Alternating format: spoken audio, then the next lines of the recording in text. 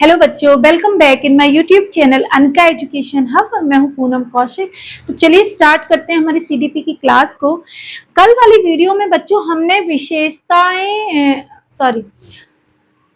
Hello बच्चों, welcome back in my YouTube channel Anka education hub और मैं हूं पूनम कौशिक। तो चलिए शुरू करते हैं हमारी सीडीपी की क्लास को। पिछली वीडियो में बच्चों हमने व्यक्तित्व को इफेक्ट करने वाले कारक देखे थे कि कौन कौन से कारक होते हैं जो किसी व्यक्तित्व के निर्माण में मुख्य भूमिका निभाते हैं। और आज की इस वीडियो में हम देखने वाले हैं कि जो व्यक्तित्व होता है उसकी कौन कौन सी विशेषताएं होती हैं, यानी कि व्यक्तित्व का निर्माण किन किन विशेषताओं से होता है, या फिर ऐसे समझ सकते हैं कि किन किन विशेषताओं के कारण एक व्यक्ति का जो व्यक्तित्व बनता है वो बिल्कुल परिपूर्ण बनता है। तो बच्चों, व्यक्तित्व क्या है? व्यक्तित्व क्या है?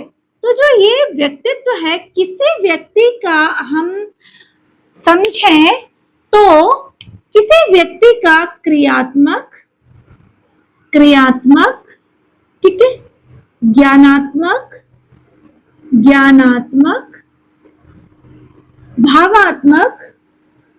भावात्मक व सामंजस्य या समायोजन समझ सकते हैं, समायोजन का एक संगठित रूप है। ठीक है बच्चों।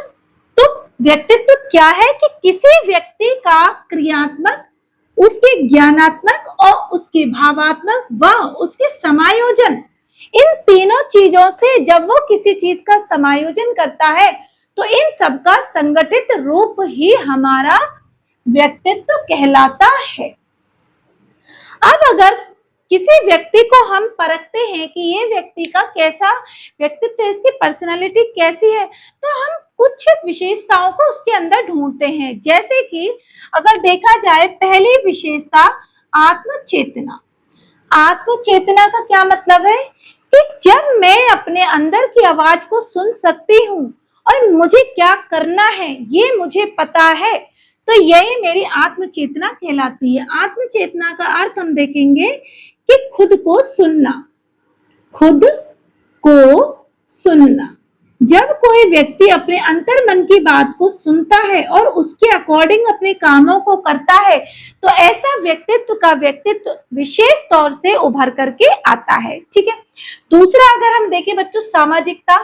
जब किसी व्यक्ति में समाज के किसी कार्य में, किसी रीति रिवाज में, सांस्कृतिक संगठनों में, किसी की समस्या में, आस पड़ोस की किसी सुख दुख में उस किसी व्यक्ति के दुख को बांटने की क्षमता या किसी की खुशी में खुश होने की क्षमता जब किसी एक मनुष्य के अंदर होती है या बालक इन चीजों को अपने अंदर ग्रहण करता है तो ये सारी चीजें उसकी सामाजिक विशेषताओं के अंतर्गत आती है।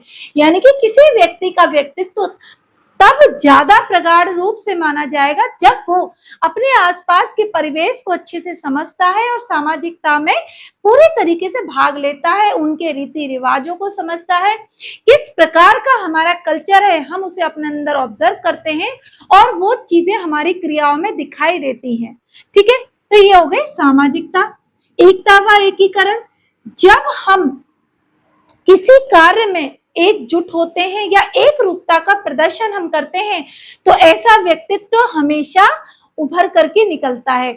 यानी कि ऐसा नहीं होना चाहिए, अगर आप अपने व्यक्तित्व को यह कहें कि अगर मुझे खुद को साबित करना है किसी के सामने कि हाँ मैं एक अच्छी इंसान हूं, तो उसके लिए मुझे अपने अंदर यूनिटी और मैं किस प्रकार से आसपास के लोगों को अपने साथ लेकर चलती हूँ ये मेरे व्यक्तित्व में होगा, तो मैं एकता व एकीकरण की विशेषता के साथ अपने आप को महसूस कर पाऊंगी और मेरे व्यक्तित्व में ये चीजें मुख्य तौर पर पाई जाएंगी। ठीक है। चौथी विशेषता अगर देखें कि किसी व्यक्ति का शारीरिक व मानसिक स्वास्थ्य अच्छा होगा तो हम उसके व्यक्तित्व को अच्छे से देख भी सकते हैं, समझ भी सकते हैं। या फिर कोई व्यक्ति चल के जा रहा है, उसकी शारीरिक संरचना अच्छी है, रंग साफ है, लंबे चौड़े कद का है, तो हम उसे देखकर प्रभावित होते हैं कि हाँ भाई इसकी पर्सनालिटी अच्छी है। मानसिक स्वास्थ्य यानी कि वो जो अपने निर्णय लेता है या उसकी जो निर्णय क्षमता है वो अच्छी है, तो इस प्रकार से भी वो व्यक्ति परिपूर्ण व्यक्तित्व के साथ समाज निर्माण में सहयोग करता है। तो कोई अगर बहुत इंटेलिजेंट है, कोई बच्चा या कोई लड़की, लेकिन देखने में उसकी शारीरिक संरचना बहुत दुर्बल सी है, देखने में वो बहुत ज्यादा अच्छा नहीं है, भले उसके अंदर बहुत सारी योग्यताएं हैं, लेकिन उसके व्यक्तित्व को ये चीजें क्या करती हैं, इम्पैक्ट करती हैं, प्रभाव डालती हैं। तो किसी व्यक्ति के व्यक्तित्व के लिए उसके शारीरिक और मानसिक स्वास्थ्य अच्छा होना चाहिए, ये बहुत ही आवश्यक है। ठीक है, 5वें नंबर की क्या विशेषता है, समायोजन या सामंजस्य।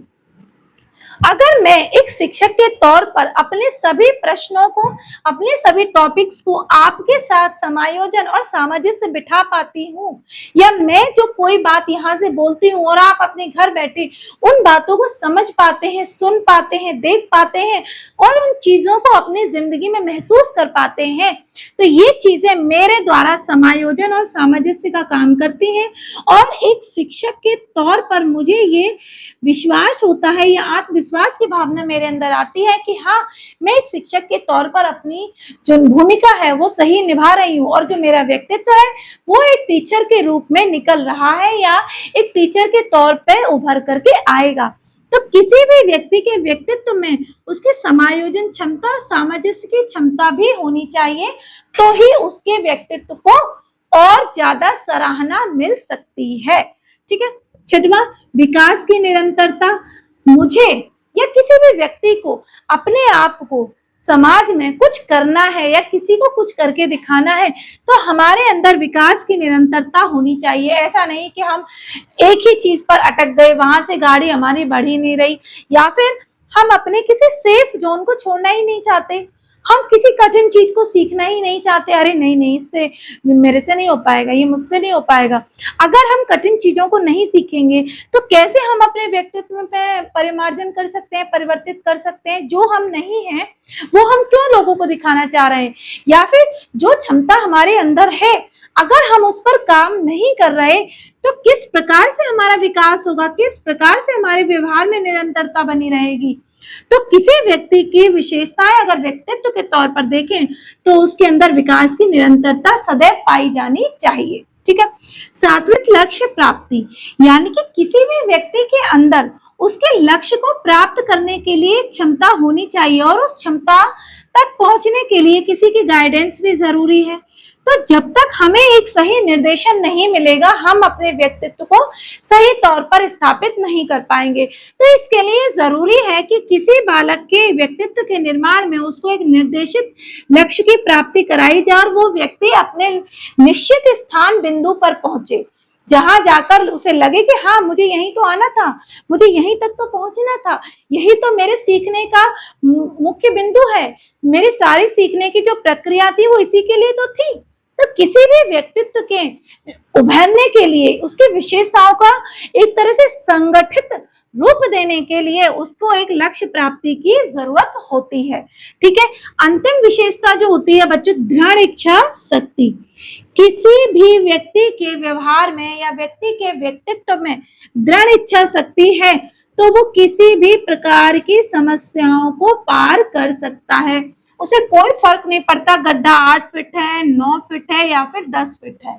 ठीक है, तो हर व्यक्ति के जीवन में एक दृढ़ इच्छा शक्ति होनी चाहिए, क्योंकि एक इच्छा शक्ति ही तो है जो हमें हार के समय, मुश्किल समय में हमें अंदर से हिम्मत देती है।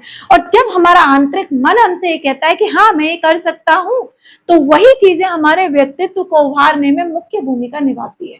ठीक है बच्चों, तो व्यक्तित्व की विशेषताएं या 8 हैं, इनको हमने किस प्रकार से डिस्कस किया, समझा। मुझे उम्मीद है कि आपको व्यक्तित्व की विशेषताएं भी समझ आई होंगी और इसका व्यक्तित्व के निर्माण में क्या सहयोग है ये भी समझ में आया होगा। ठीक है बच्चों, तो चलिए मिलते हैं एक नई क्लास में एक नए टॉपिक के साथ। Bye bye, Radhe Radhe.